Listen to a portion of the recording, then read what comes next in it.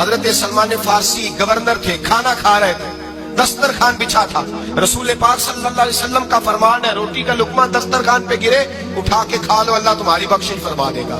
دسترخوان صاف ہوتا ہے، روٹی، بڑے گورنر تھے آپ، بڑے بڑے سفیر بیٹھے تھے، وزیر بیٹھے تھے، روٹی کا لقمہ گر گیا۔ آج تو لوگ فیشن میں عزت ڈھونڈتے ہیں نا، وقار ڈھونڈتے ہیں کہ میں جدید دنیا کے ساتھ مل جاؤں۔ دیکھو عزت کس بات میں، حضرت سلمان فارسی روٹی کھا رہے تھے، سفیر وزیر نہ جانے بڑے بڑے لوگ بیٹھے تھے، کھانا کھاتے کھاتے لقمہ گرا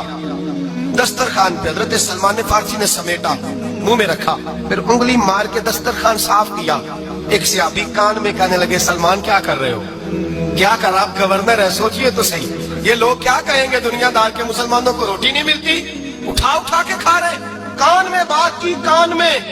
حضرت سلمان فارسی کان میں جواب دے سکتے تھے، کہہ سکتے تھے نہیں ایسے ہی کرنا ہے، انہوں نے کان میں بات کی، لیکن جناب سلمان فارسی اعلیٰ اعلان بولے، کہنے لگے ان 4 5 6 دنیا داروں کے لیے میں اپنے نبی کا طریقہ چھوڑ دوں،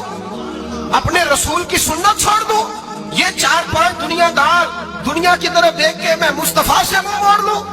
پھر جوش جذبات میں سر سے پگڑی اتار دی، رونے لگے۔ آپ فرمانے لگے میں مدینے کے بازاروں میں کھجوریں اتارتا تھا، نوکریاں کرتا تھا، یہ جو میرے سر پر عزت کے بال ہیں یہ محمد عربی کے اگائے ہوئے ہیں۔